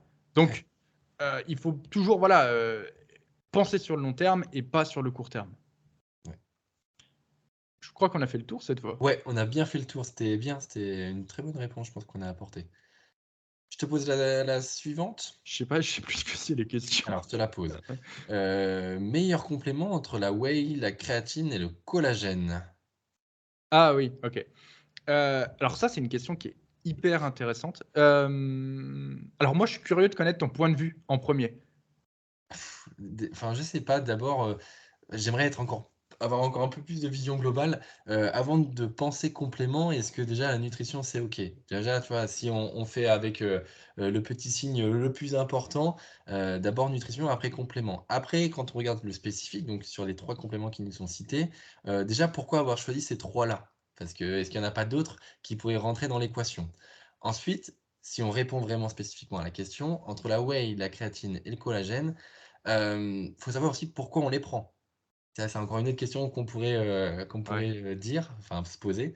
Et si tu veux ma réponse sur ces 3 compléments, je dirais collagène, créatine, whey. Mais bien sûr, dit comme ça donne pas forcément d'informations. Il faudrait que je t'explique aussi pourquoi. Mais j'attends d'abord de savoir toi aussi ce que tu Alors, conseilles. hem, ma vision des choses, en fait, sur les compléments alimentaires, c'est que le complément alimentaire qui te sera le plus efficace, c'est, eh bien, celui que tu ne retrouveras pas dans ton alimentation de Ouais, base. ouais, exactement. C'est-à-dire que, ça va pouvoir varier. Parmi les 3 que tu as mis, imaginons que, eh bien, dans ta diète, tu n'aies pas suffisamment de protéines. À ce moment-là, eh bien, ça sera plus intéressant pour toi de, prendre de la whey en priorité, qui te permettra d'avoir, eh bien, un peu plus, d'apport en protéines et du coup d'avoir une meilleure progression. Pareil, tu mets collagène, créatine, mais je ne sais pas si tu as une carence en zinc dans ton alimentation, C'est ça ça. sera plus important pour toi de prendre du zinc en premier dans ton alimentation. Donc, les meilleurs compléments, comment choisir ces meilleurs compléments? Eh bien, c'est tout simplement en choisissant ceux que tu ne retrouves pas dans ton alimentation. Et Ceux qui effectivement, répondent à un besoin. voilà, c'est ça. Et ceux qui, parmi les 3 que tu as donnés, on va dire que pourquoi Rémi a donné cette liste? Parce que le plus simple à avoir dans ton alimentation, c'est en général la protéine. Il y a très peu de pratiquants qui, ont des carences en protéines. Les gens ont même tendance souvent à manger beaucoup trop de protéines. Beaucoup trop de protéines, ouais. Parce qu'ils ne comptent pas leurs protéines végétales. Mais bon, ça, c'est encore un autre Ouais, sujet. c'est un autre sujet. Mais, et du coup, donc effectivement, derrière, la créatine et le collagène vont être 2 compléments, en fait, que tu vas avoir du mal à retrouver dans ton alimentation. La créatine, il va falloir que, voilà, tu consommes, des quantités astronomiques de viande pour avoir, on va dire, les 5 grammes par jour, et pareil pour le collagène. Si tu veux avoir suffisamment de collagène, il va falloir que tu consommes une grande partie, de, peau de poulet, peau de poisson, et cetera. Et en plus, le collagène sous ces formes-là ne sera pas bien assimilé parce que Ouais, du coup, c'est ça. voilà, l'avantage du complément du collagène, c'est qu'il est hydrolysé pour être mieux assimilé. Donc, voilà, dans un premier temps, vois ce qui te manque dans ton alimentation, vois là où tu as des carences, et ensuite, en fonction de ce à quoi tu as du mal à avoir tes apports, eh bien, complémente-toi dans ces compléments-là. Mais il y a certaines personnes qui n'auront jamais besoin de prendre de protéines, il y a certaines personnes qui n'auront jamais besoin de prendre du zinc, ce genre de choses. Euh, mais par contre, voilà, il y a, enfin, c'est ma vision des choses du coup sur les compléments, et je pense que c'est comme ça que tout le monde devrait appréhender, enfin, voir pour choisir ses compléments. Exactement. Non, je pense que là, tu as fait une super synthèse de ce qu'étaient les compléments alimentaires. Il faut d'abord voilà, que ça réponde à un besoin auquel votre nutrition ne répond pas ou ne peut pas répondre. Et de là en découle l'optimisation avec la prise de compléments alimentaires. C'est vrai que collagène et créatine seraient parmi ces trois-là, ces trois compléments, les compléments qui seraient le plus important de prendre. Mais encore une fois, voilà, il faut que ça corresponde. Donc ça, c'est vraiment une question qui est personnelle. Ouais, je pense on peut peut-être parler des compléments que nous on prend. Je pense que ça Ah, peut être intéressant. ouais, alors là, c'est. Ouais, si tu veux. Je pense que ça peut être intéressant. Mm. Est-ce que tu veux commencer, Rémi? Oui, si tu veux. Alors moi, j'ai une optique prévention et santé des articulations plus plus. Donc, je vais vraiment me tourner vers ça. Donc, j'ai du collagène, bien sûr, type 1, type 2. Je prends de la glucosamine. Et après, je prends également oméga 3, multivitamines, multiminéraux. Je pourrais expliquer pourquoi aussi je prends multivitamine et un multiminéraux. Et après, pendant mes entraînements, je prends de la maltodextrine. Et j'ai de la protéine en poudre, mais que je prends peu en fait. Je me rends compte que j'en prends peu. Et je pense avoir fait le tour. Ouais, j'ai fait le tour. Et de la Alors, créatine, pardon. Je prends aussi de la ouais. créatine. Ouais. Alors j'ai à peu près les mêmes. En termes du coup donc d'articulation, je vais avoir collagène, type 1, type 2, glucosamine. J'ai de la chondroïtine aussi, qui est en fait ensemble. Et créatine. J'ai de la malto pendant mes entraînements. Copfer, Euh, putain, mais c'est fou, il a les mêmes que moi, quoi. j'ai de la whey. Et pour la petite anecdote, j'ai acheté de l'ashwagandha. Alors on ne voit pas. C'est- Ah non, ne me parle pas de ce complément alimentaire. Alors pourquoi j'ai fait ça? Il faut savoir que je ne sais pas pourquoi, mais mes DM ont littéralement explosé à propos de l'ashwagandha. Ah Oui, ouais. c'est bien, machin et tout. Et du coup, ma réponse était toujours la même. Est-ce que tu en as besoin? Clairement, c'est le dernier de ma liste des compléments. Et du coup, il faut savoir que j'ai été acheter un shaker il n'y a pas longtemps, shaker biotech. Ici, il n'y a que des biotech et des citech en Hongrie. Et en fait, je m'entends très bien avec le mec qui s'appelle Aaron, qui est un des seuls qui parle en anglais, qui gère le shop. Et ici, les prix au niveau des compléments sont super bas. La première fois, du coup, quand j'étais dans le magasin, j'ai acheté une ceinture. Pour vous dire, donc une ceinture de force, je l'ai payé 5 euros. Et le shaker, alors j'ai plus le prix, mais c'est pareil, je ne l'ai même pas payé 1 euro. Et je vois, du coup, donc il avait de l'ashwagandha. Et j'ai pensé eh bien, aux personnes qui m'envoyaient leur message. Et en plus, juste avant d'arriver dans le magasin, j'étais encore en train de répondre à quelqu'un. Et du coup, donc, j'ai vu Aaron et j'ai dit, ah tiens, t'as de l'ashwagandha, je vais t'en prendre un paquet pour essayer. Et en fait, ce qui est intéressant, donc, il y a certains bénéfices à l'ashwagandha, etc. Et moi, je traque absolument toutes mes données. Donc, voilà, en plus, j'ai donc la Oura Ring, etc., qui me permet de traquer des données, d'autres données que ça. Et je me suis dit, on va faire bien, un avant et après Ashwagandha, voir s'il y a réellement des effets positifs. Ça fait 2 semaines que j'ai commencé. Il s'est rien passé. Ouais, il s'est rien passé. Il y Mais a, tu te y a rappelles, eu j'en avais pris moi aussi. il y a eu genre littéralement zéro différence. Donc je vais aller jusqu'au bout des 2 mois parce que voilà, c'est un peu le truc. Et après, je ferai une revue détaillée, un peu plus en profondeur de mes données. Après, si vraiment c'est pas intéressant, je le ferai pas. Mais en gros, j'ai décidé de tester. Et mon avis sur l'ashwagandha n'a pas du tout changé, du moins pour le moment. Et on verra bien, mais je sais pas pourquoi il y a eu tant de hype. C'est vrai que d'un C'est que point de c'est vue. un produit nouveau et certains ont voulu peut-être le prendre comme le complément du moment, etc. Et tu sais, c'est toujours un aspect marketing qu'il y a derrière, hein, un business peut-être qui s'ouvre, une opportunité pour faire péter l'ashwagandha. Encore une fois, c'est pareil. L'ashwagandha, pourquoi il y a autant de hype autour de ce complément? Il y a plein de plantes qui sont utilisées pour faire des Oui, compléments alimentaires. Pourquoi l'ashwagandha en particulier? Parce qu'en fait, c'est la seule plante avec laquelle la littérature scientifique s'accorde à dire qu'il y a des effets bénéfiques qui ont ouais. été prouvés. C'est le seul. Ça veut dire que tous les autres, ça ne sert à rien. Mais c'est pour ça, mais encore une fois, c'est un peu. Il ne faut pas s'attendre, quand la littérature scientifique trouve des augmentations du taux de testo, c'est des choses qui sont minimes. C'est vraiment genre votre taux de testostérone, déjà qu'il n'est pas très haut de base, euh, il va voilà, monter de 0,001%. C'est vraiment ridicule. Ce qui fait que vous n'allez pas sentir de différence. Alors certains diront oui, tout est bon à prendre, etc. C'est vrai, Euh, oui, mais ça peut ce, s'entendre, hein, ça ce- peut s'entendre. ce qui est vrai, mais c'est que la plupart du temps, il y a plein d'autres points à optimiser avant ça. Et il y a un dernier complément que j'ai pas dit, c'est le zinc. Je prends du zinc aussi, zinc magnésium. Et par exemple, si vous voulez augmenter votre testostérone, c'est beaucoup plus intéressant de voir vos apports en zinc et se complémenter si besoin est, plutôt que de prendre par exemple de l'ashwagandha. Donc encore une fois, c'est une question de priorité. Moi, j'ai vraiment voulu faire le test. Je me suis dit, c'est sympa, je traque tout, peut-être que je vais observer une différence. Pour le moment, il n'y en a pas, peut-être qu'il n'y en aura pas. On verra à la fin, ça me permet de faire un petit test. Alors après, l'échantillon sur lequel l'ashwagandha est utilisé, c'est un tout petit échantillon parce qu'il se résume qu'à moi-même. Mais bon, je n'allais pas embarquer plein de monde et puis tout le monde ne peut pas traquer ces données comme je le fais, etc.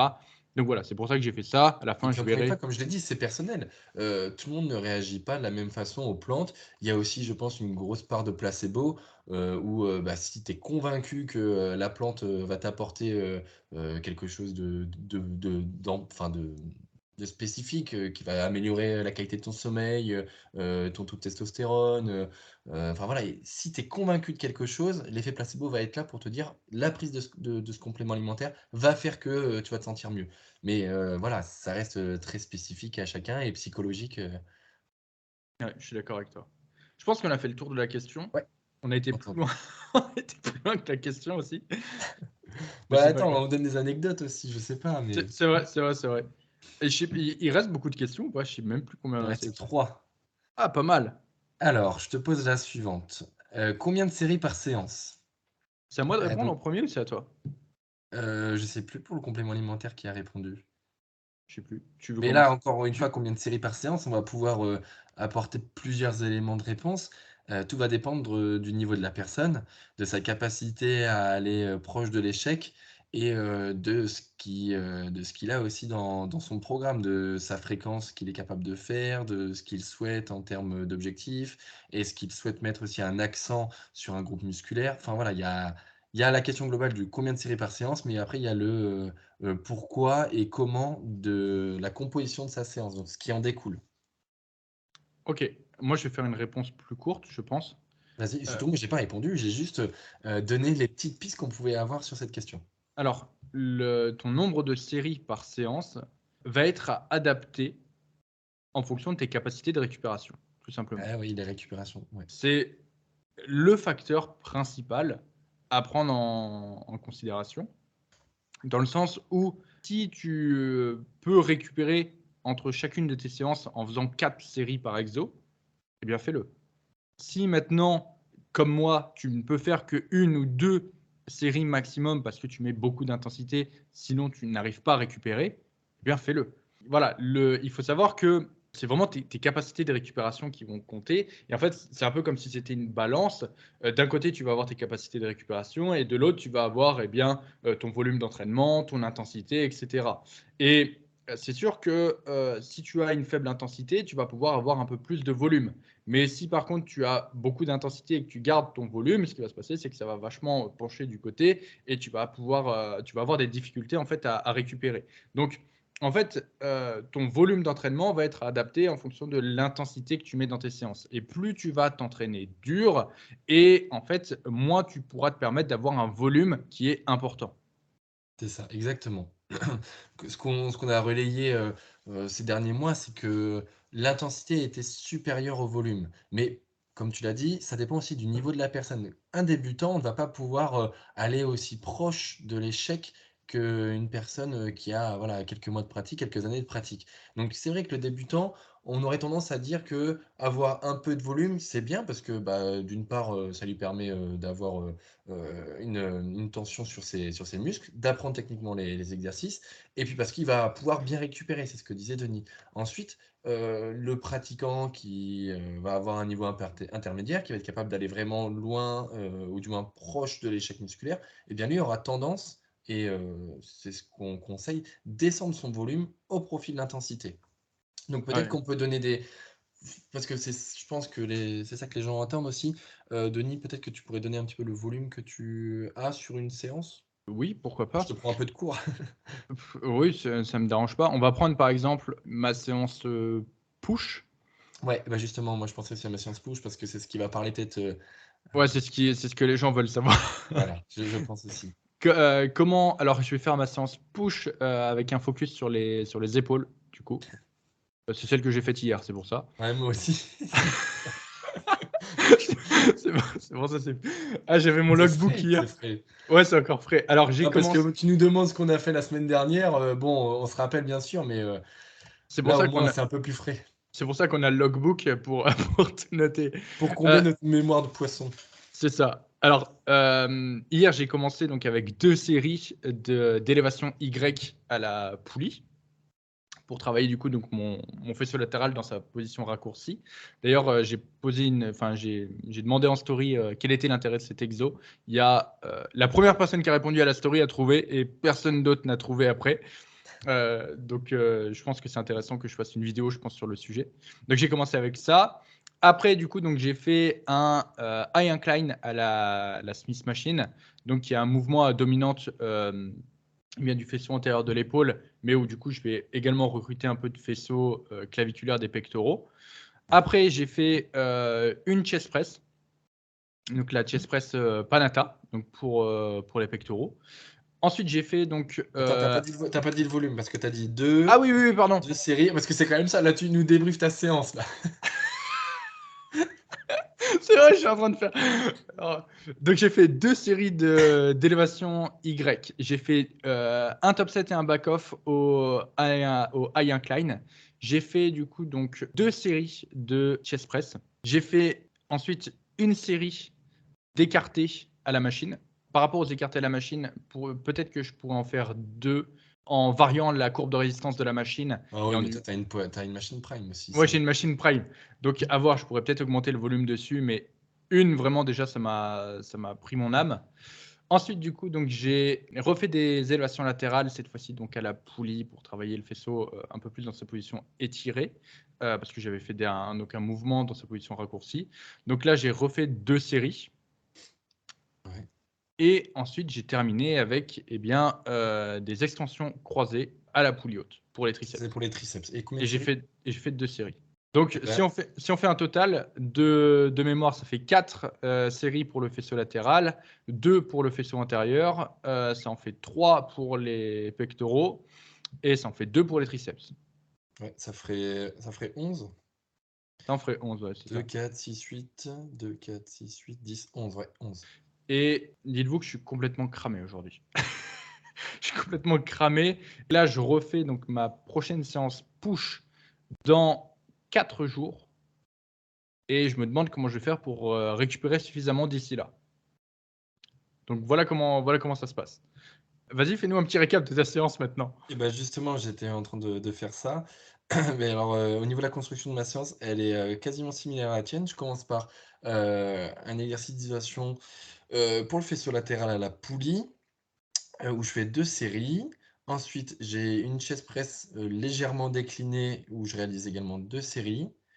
Ensuite, exceptionnellement, j'ai fait 3 sets sur le prochain exercice. Donc c'est une inclinée, une presse inclinée. J'ai pas de mouvement, avec, enfin, overhead press quoi, enfin un mouvement où j'ai, un mouvement qui passe au-dessus de ma tête. Ok. Ensuite, je reviens, sur une machine pour faire un set d'élévation latérale, 2 sets, sur une Smith prise serrée. Ok. Une isolation pour les pecs où je fais, une série et après j'ai 3 séries pour les extensions triceps qui nous donnent, 13 séries, 13-14 séries? 2, 4, Je sais pas 6, compter, je t'avoue. 8, 8, 10, 10, 13, 14. Ouais, 14 séries. Ouais, Après, le volume aussi est adapté en fonction des points forts et des points faibles de chacun. tout à fait, ouais. Peut-être que toi, tu as mis un peu plus de volume sur tes triceps, peut-être que tu as mis un peu plus de volume sur tes pecs, etc. Par exemple, Voilà. tu avais un mouvement polyarticulaire pour les triceps. Moi, j'en ai pas dans cette séance. Donc voilà, tout est adapté. Mais en gros, pour dire qu'on a quand même un volume qui est assez faible d'entraînement, et encore, moi, c'est ma séance push. C'est celle où je récupère le mieux. Donc, Moi aussi, ouais, c'est pour ça que je mets un peu plus de volume. Non, mais tu as ouais, raison c'est de le dire. ça. Donc ça, c'est encore une fois très personnel, hein. Si on prend la séance jambes, il y a quand même beaucoup moins de volume. Donc tout va dépendre des capacités de récupération de chacun. Et encore une fois, eh bien voilà, c'est qu'on va à l'échec sur toutes nos séries et on a l'expérience en fait pour emmener nos séries au plus proche de l'échec. Et ça, c'est quelque chose que tout le monde n'est pas capable de faire. Et c'est ça aussi qui fait que eh bien, certaines personnes peuvent accumuler un peu plus de volume. Parce qu'en fait, par définition, les personnes qui s'entraînent vraiment dur, déjà d'une, ne peuvent pas s'entraîner plus de 4 ou 5 fois dans la semaine. Donc déjà, si tu t'entraînes 6 ou 7 fois dans la semaine, c'est déjà un indicateur comme quoi eh bien, tu ne t'entraînes pas suffisamment dur. Et en plus de ça, forcément, si tu t'entraînes suffisamment dur, eh bien, ton nombre de séries, en général, ne peut pas dépasser les trois séries. Et tu te retrouves vite avec une ou deux, dans certains cas, ça peut être 3 séries. J'imagine que pour toi, c'était un nouveau mouvement. Pour, la inclinée? Ouais, Non, c'est que c'était un recyclage enfin un recyclage. C'est-à-dire que j'arrive en bout de course, je suis en dessous des 5 répétitions sur le top 7, donc je juge que enfin en dessous des 5 sur mon top 7 et en dessous des 10 sur mon back off et je juge que je voulais avoir un peu plus de volume. Donc je me suis accordé une série un peu plus enfin un 3e set pour avoir plus de volume et pour préparer la chute de mon top 7 qui va bientôt arriver, quoi. ouais, parce que du coup, tu vas virer le top 7 et C'est ça. Mon voilà. back-off deviendra mon top 7 et la 3e série que je viens d'introduire deviendra, mon nouveau back-off. Parce que Tout à du fait. coup, voilà, mais hors situation exceptionnelle, c'est très rare que du coup on fasse plus de volume que ça, simplement parce que bien on ne pourra pas suffisamment récupérer. Et après, bah, si on récupère pas suffisamment, d'une, eh bien, on ne peut plus progresser, et deux, eh bien, le risque de blessure augmente. Et encore une fois, bah, on l'a bien vu avec mon dos, j'avais un trop de volume, notamment sur les mouvements type hack, roumain, etc. S'en est suivi du coup donc une petite blessure et du coup bah, maintenant je me retrouve à devoir diminuer mon volume, chose qui si j'avais eu un volume plus bas dès le départ, mais ça c'est très difficile encore une fois à l'estimer, eh bien ne serait peut-être pas arrivé. Donc le volume d'entraînement c'est vraiment à déterminer en fonction de tes capacités de récupération et tes capacités de récupération vont indirectement être liées à l'intensité que tu mets dans tes séances tout simplement. Et sache que si tu n'arrives pas à mettre l'intensité maximale tout de suite, c'est normal. Oui. La plupart des gens vont dire oui, mais moi je m'entraîne dur, je vais à l'échec et pourtant, eh bien, j'arrive toujours à faire mes 4 séries. Eh bien, c'est tout simplement que non, tu n'es pas encore à l'échec. Mais en fait, c'est souvent C'est dû pas à grave. Voilà, c'est faut souvent en pas. fait dû à un manque d'expérience. Et c'est en répétant, répétant, répétant, répétant que tu vas te rendre compte que tu vas te rapprocher de plus en plus de l'échec musculaire réel. Et c'est là où tu vas te rendre compte que tu devras diminuer ton volume parce que tu ne pourras pas faire toutes tes séries sinon de cette façon-là. Mais si c'était simple la muscu, si voilà pour avoir toute l'expérience qu'on a acquise, il suffisait de claquer des doigts, eh bien très honnêtement, les coachs ne serviraient à rien et tout le monde progresserait en salle alors qu'il y a vraiment une minorité de personnes en salle qui progressent réellement. Parce qu'il faut le dire, avant qu'on en arrive à un volume de 10 à 15 séries par séance, on avait bien plus de volume avant. Mais parce que ça faisait partie aussi de notre programme où on avait 4 séries, où on était capable de progresser sur 4 séries. Mais au fil des mois, des années de pratique, on a réduit ce volume. C'est pas quelque chose qu'il faut faire d'un coup et faut voir ça un peu comme un entonnoir. Au début, tu peux accumuler beaucoup de volume parce que bon, bah, tu es capable aussi de le tenir, mais après, ça va se réduire parce que l'intensité va augmenter. Mm. Ouais, je suis totalement d'accord avec toi. Juste pense pour clôturer sur cette question, peut-être qu'on peut donner une fourchette d'estimation de séries ou pas. Je pense qu'elle est trop différente en fonction de chacun. Trop différente, ouais. Ouais, pour Puis ça pouvoir donner dépend une. aussi de la fréquence des personnes aussi, du nombre, s'ils s'entraînent 2 fois, ou enfin, s'ils ont une double fréquence sur un groupe musculaire, par exemple. Ouais. Et puis, il y a un dernier point aussi qui est important, c'est, euh, par exemple, les gens me demandent souvent comment je fais pour progresser à chacune de mes séances. Clairement, à chacune de mes séances, il y a soit du poids en plus sur la barre, soit plus de répétitions, mais il n'y a jamais une séance où je ne progresse pas, et ça sur tous mes mouvements. Et Voilà. encore une fois, ça vient du fait que j'ai un volume d'entraînement qui est adapté. Si ça fait 6 semaines, 8 semaines que tu es toujours au même poids, peut-être qu'il y a quelque chose qui ne va pas. Alors, c'est pas forcément toujours lié au volume, hein, ça peut être ta technique d'exécution, ça peut être plein de choses, ta diète, ta récupération. Mais aussi, il faut savoir que parfois, et si tu veux progresser de cette façon-là, ça ne sera pas possible en ayant un volume d'entraînement qui est trop important. C'est ça. Je pense qu'on a fait le tour cette On fois-ci. a bien fait le tour, ouais. On a bien fait le tour. Avant-dernière question. Quelles sont les alternatives au hack squat? Ah oui, c'est moi qui l'ai sélectionné celle-là. Ouais. C'est une très bonne question. Euh, alors, tu as une idée d'un exo qui pourrait le remplacer? Moi, j'en ai un. Ouais, mais alors, quand tu as goûté au hack squat, c'est vrai que si t'as pas de hack squat, tu penses à quoi, toi? Alors, pour moi, la meilleure alternative, si du coup donc, tu n'as pas de hack squat, alors il y a certaines personnes qui vont dire oui, un pendulum. Non, mais un pendulum, c'est C'est encore encore plus, quelque chose c'est de. encore plus rare qu'un hack squat. Ouais, Mais un mouvement que tu peux facilement faire et que tu vas pouvoir facilement faire dans toutes les salles de sport, c'est un squat à la Smith Machine. ouais. Je pensais à lui aussi, mais après, toutes les Smith Machines ne se valent pas, certaines sont légèrement inclinées. Eh bien, justement, c'est plus intéressant d'avoir une Smith oblique qu'une Smith qui est Droite, complètement ouais. droite. Ouais. Euh, En fait, l'avantage d'avoir une Smith machine qui va être oblique, donc il y a certaines Smiths qui descendent sur un axe complètement vertical et il y en a qui sont inclinées en général à 15 degrés et qui vont aller plus ou moins vers l'arrière ou sur l'avant. Et justement, pourquoi c'est plus intéressant d'avoir une Smith qui va être oblique, c'est parce que tu vas pouvoir, en fonction du sens dans lequel tu te places, eh bien, augmenter ta flexion de hanche ou augmenter ta flexion de genou. C'est-à-dire que si tu fais en sorte que lorsque tu descendes, eh bien, l'axe oblique de la machine te pousse sur l'avant, ça va t'obliger plus facilement à augmenter ta flexion de genou et donc augmenter ton recrutement musculaire sur les quadriceps. À l'inverse, si tu te mets dans l'autre sens et que du coup, lorsque tu descends, eh bien, l'axe t'emmène vers l'arrière, ça va réduire ta flexion de genou, augmenter ta flexion de hanche et donc augmenter ton recrutement des fessiers. La plus grosse différence du coup donc, entre un squat à la Smith Machine et un hack squat, c'est que tu ne vas pas avoir de support au niveau du dos. Donc tu seras un peu moins stable et peut-être un peu moins safe sur le mouvement. Oui, c'est M- ça, ouais. Mais c'est le meilleur compromis que tu peux avoir si tu n'as pas accès à un hack squat. Tu as d'autres choses à ajouter?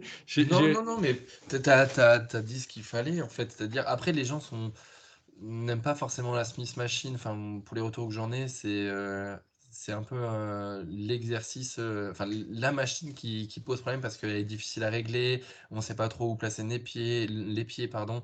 Donc, c'est aussi un apprentissage. Ne pensez pas avoir les mêmes sensations sur une Smith Machine que sur un hack squat. Après, c'est pareil, hein, sur le hack squat, tu dois apprendre à placer tes pieds. En fonction de comment tu vas les placer, tu vas avoir plus ou moins de flexion de hanche, de flexion de genou. Sur la Smith, c'est pareil. En fait, il faut que tu places tes pieds en fonction de ce que tu recherches à cibler en priorité comme groupe musculaire. Donc, il faut aussi, je dirais, avoir les connaissances ou être suffisamment bien encadré pour savoir comment te placer sur le mouvement. Là où là où je voulais venir, c'est que souvent, on voit sur les réseaux, il y a des vidéos qui tournent, «Oui, tu n'as pas de hack squat, alors, tu sais, tu mets la barre dans» merde, dans j'ai perdu le nom. Tu sais, l'espèce de truc où tu fais ton T-bar avec? Ah, ah oui, je vois, putain, le truc, merde.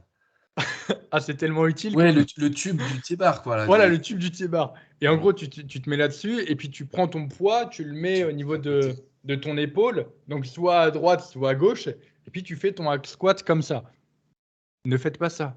Non. Ne faites pas ça. D'une, la mise en place est extrêmement compliquée. De deux, du coup, donc, il va y avoir plus de poids d'un côté que de l'autre.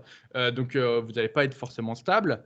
Et puis de trois, en fait, il ne va pas y avoir non plus de support au niveau du dos. Donc, vous n'y gagnez rien, absolument rien par rapport à une Smith Machine. Donc, si vous voyez ce genre de vidéo, ne faites pas ça. C'est de la merde. C'est le petit mot de la fin.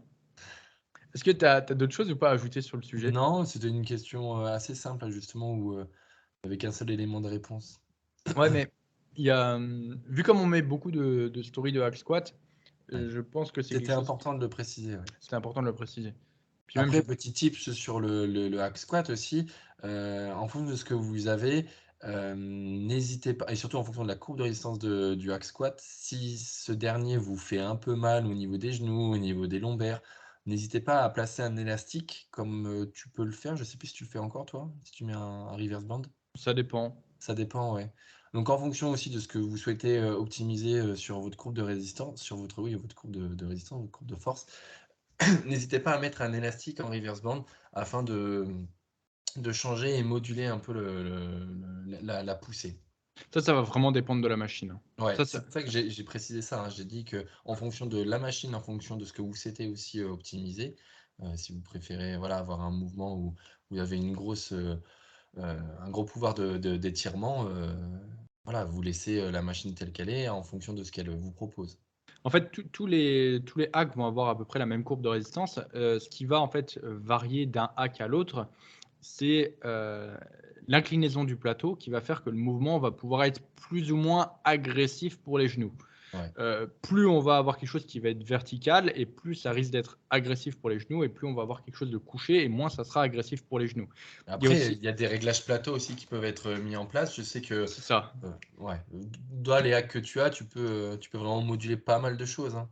J'en ai un sur les 2 où je peux régler l'orientation du plateau. Ouais. Alors après encore une fois, l'orientation du plateau, ça va surtout, jouer sur d'autres facteurs que, on va dire, mettre un peu moins de pression sur mes genoux. Mmh. Mais, En gros, plus vous êtes couché, plus, ça sera facile et moins agressif pour les articulations. c'est ça. Mais après, c'est toujours à adapter et puis à voir en fonction de vous. Tout le monde n'a pas les mêmes genoux, donc tout le monde n'a pas le même dos, donc il faut aussi faire attention par rapport à ça. Je pense qu'on a fait le tour. Il reste une dernière question? Ouais, une dernière question. Quelles sont nos inspirations? Ah, c'est à toi de commencer cette fois-ci. Allez, bah, je vais commencer. Alors, rétrospectivement, quand j'ai commencé la musculation, je vais parler, en ma personne, j'étais, très, inspiré par, la team Superphysique. Maintenant, j'ai évolué un petit peu et je me tourne vraiment plus sur le monde du body, britannique et même en Amérique aussi. Voilà, Denis rigole, mais parce qu'il a les mêmes. On est vraiment hypé par, ce qui se passe, voilà, de l'autre côté de la Manche, parce que, ils ont une mentalité, très proche, de la nôtre actuelle, hein, aussi, donc avoir un faible volume, mais une grosse intensité, une optimisation de nos mouvements, la préférence, des bonnes machines. Voilà, c'est vraiment plein de choses concordantes avec, notre monde, notre vision des choses. Et si on devait donner des noms de personnes, alors que ça soit, des pratiquants, naturels ou non, on s'en fiche là-dessus, on est vraiment sur la vision des choses. On aime beaucoup, enfin j'aime beaucoup Jordan Peters, mais je sais que Denis, me rejoindra là-dessus. Jordan Peters, Corinne Hingman, sa femme, j'espère que je n'écorche pas leur nom. Et puis après ça va être d'autres bodies, plus jeunes, donc Edgy Morris, Jack Thorburn, j'aime Kaifi, aussi, certains Suisses aussi. Enfin, c'est des Suisses allemands peut-être. La c'est Ramon, team, ouais. la team Gene Brain, donc avec Ramon. Et puis après, j'ai mangé les noms des autres, mais peut-être que tu vas compléter. Ouais, alors les inspirations, moi du coup pour revenir, elles ont pas mal évolué encore une fois depuis mes débuts. Lorsque j'ai commencé la muscu, c'était l'époque où il y avait Mark Fit, Ah oui. pour ceux qui connaissent. Mark Fit, il avait des pecs énormes. Moi je voulais les pecs à Mark Fit. Il y Il y avait Christian avait Wiesmann. Christian Guzman, il y avait Greg Plitt, pour ceux qui connaissent, et c'était le début aussi de Jeff Said. C'était voilà, pas mal de personnes comme ça. C'était l'époque où les men's physiques avaient, voilà, c'était la Ils avaient le vent en catégorie. poupe, hein. Ils avaient le C'est vent en poupe. ça. Tout le monde était centré sur les men's physiques et c'était le genre de physique. Et puis c'était Gymshark qui n'existait pas encore. Et quand ils ont commencé du coup à exister, donc ouais, c'était dans les athlètes Gymshark, il y avait Mark Fit, Christian Guzman, Matt Augus et Lex Griffin. C'était les quatre. Et c'était ceux qui commençaient à faire un peu des vidéos, ce genre de choses. Et c'est vrai que c'était eux que je regardais. J'aimais bien regarder un peu leurs vidéos. Surtout Christian Guzman, il faisait des vlogs. C'était un des premiers à faire des vlogs. C'était hyper intéressant de voir sa vie. Au final, au début, c'était juste un coach. Après, il a commencé à avoir une petite salle, monter sa marque de vêtements, envoyer les vêtements lui-même et tout. Puis maintenant, bon, j'ai lâché, mais la dernière fois, je suis tombé sur son profil. Il a je sais pas combien de millions d'abonnés. Le mec, il a une putain de salle. Il fait ses propres compétitions. Enfin, le mec, voilà, il est monté petit à petit et il doit avoir je sais pas combien de vidéos de vlog. Au début, je les suivais.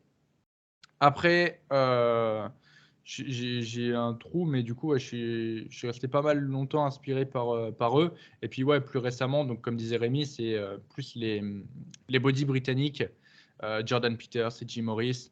Et moi, quelqu'un qui me hype vraiment, c'est Kuba Sielen. Oui, bah, bien sûr. Ouais. Comment ne pas le citer? Kuba Silen, c'est vraiment un mec, voilà, pour ceux qui le connaissent, c'est un mec, du coup, donc c'est un body. Il a une salle donc, qui est Ultraflex Rotterdam, qui est pour moi la La salle, meilleure. ouais, en Europe. Je pense qu'il n'y a pas une salle qui est mieux équipée que celle-là. Elle a vraiment, en fait, toutes les meilleures machines qui puissent exister, de toutes les marques qui sont regroupées au même endroit. D'ailleurs, un des buts de mon voyage, ce serait d'y aller et d'y rester une petite période, de m'entraîner là-bas parce que c'est pas juste une salle qui est bien, c'est aussi en fait il y a tous les grands body qui s'entraînent là-bas, que ce soit des natis, que ce soit des non natis qui s'entraînent dans cette salle. C'est vraiment en fait la réunion de tous les mecs qui s'entraînent vraiment bien et dur. La salle a vraiment, ce que je dirais, une âme, tout Ouais. simplement. Et donc, c'est Kuba qui est le propriétaire. Et Kuba, c'est un mec, et tu le vois souvent sur les vidéos, il encourage les gens, tu vois. Et quand il encourage les gens, c'est il est encore plus dans le set que la personne qui fait son set. Et moi, dans la vie, voilà, je veux une salle et je veux gueuler sur les gens comme ça quand ils font leur série Ouais, faut pas leur laisser le choix, quoi. pour les encourager. Donc, c'est vrai que Kuba est une grande inspiration pour moi parce que voilà, il a la salle, en fait, il a atteint un peu mes objectifs. Alors, il fait du body en étant non nati, ce qui n'est pas mes objectifs. Mais sinon, pour le reste, ouais, voilà, il a vraiment donc créé une salle avec une âme et il participe, il contribue à propager voilà, c'est un peu cette flamme de l'intensité avec les gens qui le veulent et je trouve ça beau et je trouve, enfin, c'est quelque chose que j'ai envie de faire aussi. Donc c'est vrai que voilà, j'aime beaucoup Kuba Sielen. C'est vrai, ouais. C'est vrai que ce personnage-là, c'est vraiment une grande personne, une très grande personne. On a fini les questions là? On a fini les questions, ouais. Ok, je pense qu'on va pouvoir terminer le podcast. Il fait 1h30 Ouais. de ce que je vois. Je pense pas qu'on le coupe en deux celui-là, on le Ouais, on gardera mettra en en, chat. on le mettra en entier. Pour toutes les personnes qui ont écouté le podcast jusqu'au bout, merci. N'hésitez pas du coup donc à laisser des commentaires sur les plateformes. On a vu qu'on avait pas mal d'avis sur Spotify. Oui, on Enfin, on a vu tout à l'heure plus de 70 évaluations et 5 étoiles. Bon, alors, je sais pas trop ce que ça représente, j'ai pas regardé les autres podcasts, mais déjà 70 personnes qui nous soutiennent grâce à une étoile, enfin 5 étoiles pour le coup, c'est vraiment gentil. merci, ouais, Ouais. Très merci à tous. bienveillant de votre part aussi, hein. Ouais, n'hésitez pas aussi sur YouTube, il y a pas mal de personnes qui ont mis des commentaires.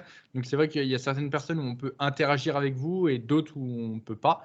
Donc voilà, si vous écoutez le podcast sur une plateforme sur laquelle on peut interagir, bah, n'hésitez pas à laisser des commentaires pour dire ce que vous en avez pensé, pour dire si vous avez des suggestions pour le podcast, pour qu'on s'améliore aussi, tout simplement. Donc je pense qu'on peut conclure le podcast. Rémi, tu as d'autres choses à dire ou pas? Ouais, peut-être qu'on peut donner l'idée d'un prochain podcast, enfin ce qu'on imagine pour un prochain podcast. Alors, je pense pas qu'il faut trop s'avancer, parce qu'en termes d'organisation, derrière, il faut qu'on puisse aussi assumer, mais vas-y, je t'en prie. Mais non, mais on avait imaginé faire, parce que ça a été beaucoup demandé, de faire un podcast dédié au cut, à réussir un cut. Ah Et oui, puis voilà, donc c'est l'idée d'un prochain podcast.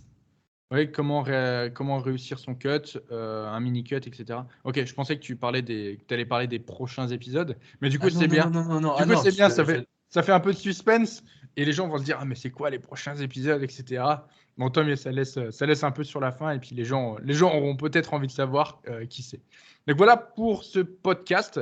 Merci à vous tous d'avoir eh bien, écouté. Et puis écoutez, on vous dit à bientôt dans le prochain épisode du Zéro RR Podcast. merci, salut.